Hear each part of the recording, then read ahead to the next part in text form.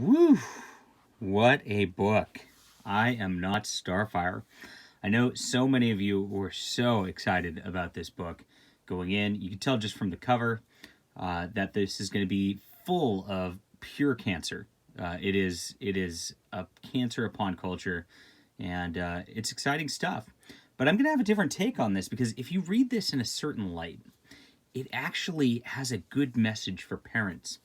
And I think it's a good warning towards people who want to be parents or people who are parents across any ideological perspective, because there's a certain way things turn out, and you can prevent this. So if you read it with that in mind, it's a beautiful, beautiful warning. It's almost like an Aesop's fable or something like that, where the kids would get into trouble or whatnot, but there's a reason for it. That's what's going on here. I don't know if Mariko Tamaki intended this, but it is a beautiful warning in that regard. And that's about the only beautiful thing about this, as you can already tell from the cover. It's got the weird pastel colorings, that are trendy these days. I know there's a term for it. I don't know if I'm allowed to say it on YouTube. But you could see these weird pastels and pinks. They're obviously trying to, I guess, appeal to girls. But then they go with like a very weird situation here where, they just take the ugliest girl possible and make her the star of this. So you see her as a kid, and she kind of like, it shows her growing up into this like frumpy, awful thing, somehow related to this. So I don't know where these genetics came from, and that's about where it all comes into fruition as this you get her dyeing her hair, nothing happening for about several pages. You learn that her mom really doesn't understand her. It's terrible, and you see these like kind of like weird faces being made here, if you can call them faces. It seems like this is like that half-drawn art style, that's, almost webcomic-y in how it's done. And it really doesn't lend itself towards anything. Almost a warning here against eating a terrible diet and not exercising and just like living in your little online world. Again, I'm trying to find the positive in this. Obviously, the writer and artist are saying you should not do this. This is how you'll turn out if you do this, and you don't want to turn out like this because you're going to be miserable. You're going to hate everything, and that is the deal. But before we get a little too far into this, I want to turn to the back of the book. There's a preview for a different book. I don't have a problem with necessarily having like a romance-based comic book, which this is sort of. And this is a preview for a different book called Beast Boy Loves Raven or something like that. And as you can see, the art actually is not unpleasant to look at. Colors are a little bland. Some of the poses, and there's not really much background work done in some of these panels. But beyond that, it's not unpleasant to look at. So if you're going to make a romance comic, you at least have a nice aesthetic like this. I don't know why every girl has to be like some weird goth thing at this point. But that's not reality. But here you go. You turn to the back here, and you see Mariko Tamaki. This isn't like the best picture of her because she usually has like cropped short hair, much like this. And this is obviously a self-insert character when you start looking into her background and what she's doing. And she wants to communicate her misery growing up to their audience. And moreover, what hasn't been talked about, this Yoshitani, California-based artist or whatever, of course. You see the shaved head side and all that? Well, this chick has a best friend in here who has the shaved head side thing and is ambiguous. You can't tell if it's a guy or a girl. I don't know what it is. But you tell that's the self-insert of this. So you've got both self-inserts in here for the characters starting. And I guess it is a guy. His name's Lincoln. I don't know. Maybe it's a guy. I don't want to assume his gender. I really don't want to assume his gender. Or their gender. So that'd be rude of me. So, yeah, it continues on. Not much happens. There's a lot of complaining about her life. And then she is crushing on this other girl who has kind of weird hair and is like an ambiguous race. Because I guess that's what's cool these days. Why has everybody got weirdly dyed hair? So if her hair is orange and she's got like orange roots that she has to dye, why has this person got like brown roots and yet, I mean, why are they bad at dyeing their hair? I don't get it. I guess she's supposed to be pretty, but I don't see it. And that's that. This is kind of a neat little collage. We'll give a little props to this. This is cool. Okay. But yeah, basically the whole deal is Starfire doesn't understand her. Her life's miserable because everybody just loves Starfire. Oh my gosh. And then she just like is a miserable train wreck across the entire thing. And she's going to drop out of school even. She's dropped out of the SATs. She's not going to go to college. She's ready to ruin her own life just because she wants to be a miserable little cretin. And that's the story here. Starfire, meanwhile, is going around banging random dudes and having them over to the house while she's home. Very, I mean, she's like wearing next to nothing and serving some dude food. It's bizarre. You can tell it's like like almost a showgirl parenting style, I guess. You know, who knows what's going on with that whole situation. And that's kind of the theme of this. There's no father. She doesn't know who her father is. She has suspicions of who her father is, but she doesn't know who he is. He's not around. He's left her in the dust, left Starfire in the dust, and Starfire is trying to make up for it by living this shallow, vapid life. And this girl is just destroyed because her father is not in the picture. And that's the good message out of this. Families are important, and having a full father figure would have fixed this entire situation. A father who told this girl, "No, you have to stay in school. You have to do your duty. You have to live right. You need to lay off the cookies." You know, if a father did that, she might have a totally different life here. But since Starfire does not have like that commanding presence, she's kind of just like hiding in the background, leaving her alone, letting the TV and the internet raise this girl.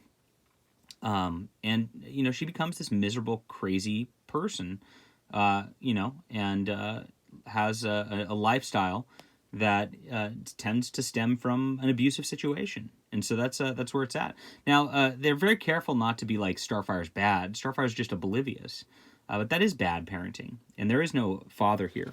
So if I look at it in that light, I almost think this is a great warning sign. There's a weird couple social media pages, I guess. Not much happens in all this across the board. So she's bad at sports, of course. And the blondie interracial girl has mean friends who I think is a dude.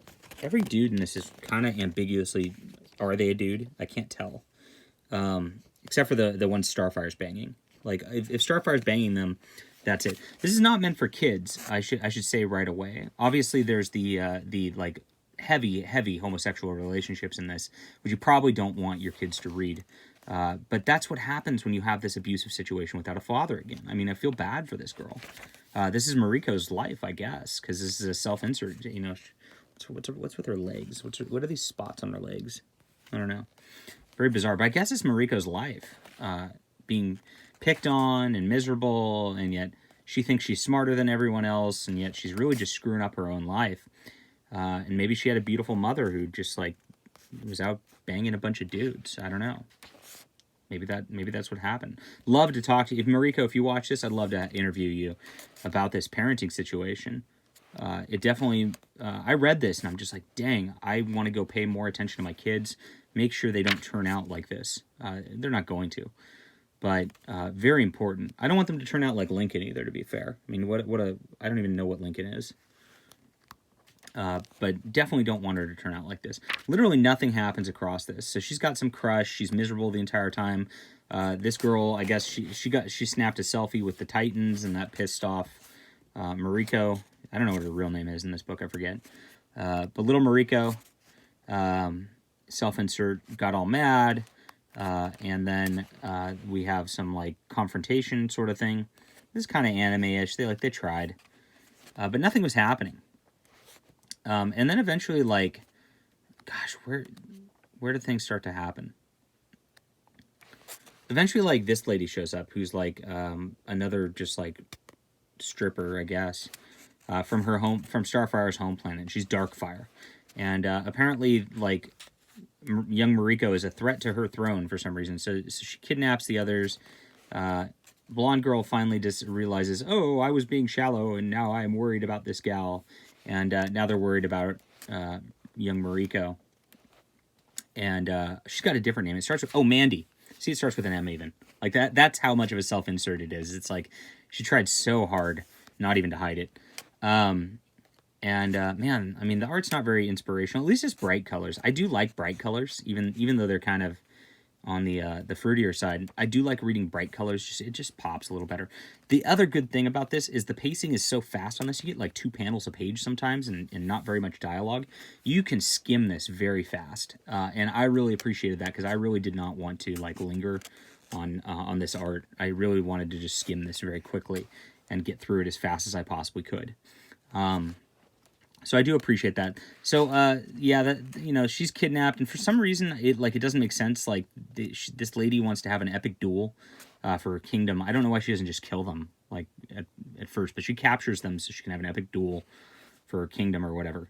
And then she does it, like, on the high school football field. So, like, why would you come from another planet, capture them in a box, and then just bring them to the high school football field there? Like, why wouldn't you take them, like, back to the home planet or something if that's the thing?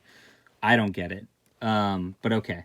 So there's a little fight, and young Mariko manifests powers finally at this point in the book, and does something. And there's like 4 pages of action.